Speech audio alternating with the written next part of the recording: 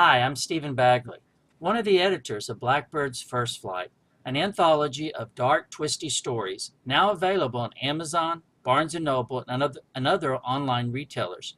Today we're talking with Wendy Blanton, one of the authors in Blackbird's First Flight, about her story, The Third Wish. Good morning, Wendy. How are you? Good morning, Stephen. I'm fine. How are you? Doing okay.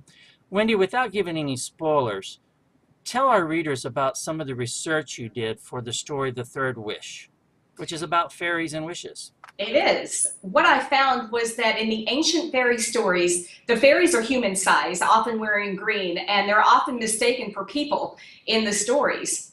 As the Christian church swept across the British Isles in the wake of the Roman occupation, they integrated everything they could into the faith.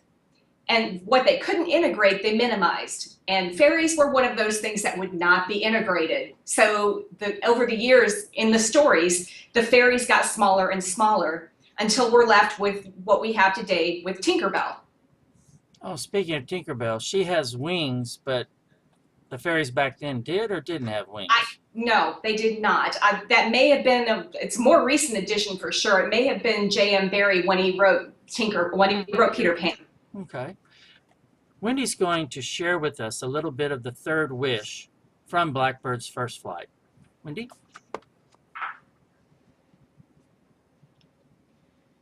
Summer sighed at the photo of Drew. She lay on her bed in her college dorm room, the gold-framed photo in her hand, and traced his jawline with her fingertip. A cool breeze blew in the open window, and a lock of her blonde hair brushed her cheek.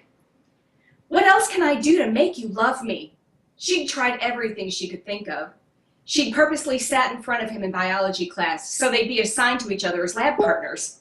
She did all the lab reports and even a couple of English essays, although she'd had to dumb them down and throw in a typo or two so the teacher would believe they were his work.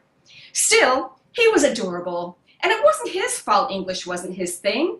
Besides, why would a PE major need to be a good writer? She rolled onto her stomach, propping the photo against her pillow. She'd taken it in class and printed it. Rather than keeping it on the shelf with her other pictures, she kept it hidden so her roommate, Kelsey, wouldn't blab about it. I wish I had a fairy godmother with a love potion. Pop! She turned to see what made the noise. If you call me godmother, I'll smite you with fleas, and love potions are unreliable. A girl in a flowing green dress sat on her desk, legs crossed, examining her fingernails. Who are you? And reader, if you'd like to find out who that mysterious stranger is, pick up Blackbird's First Flight and look for The Third Wish by Wendy Blanton. It's available on Amazon, Barnes & Noble, and other online retailers now. Thank you, Wendy, and thank you, readers, for being with us today.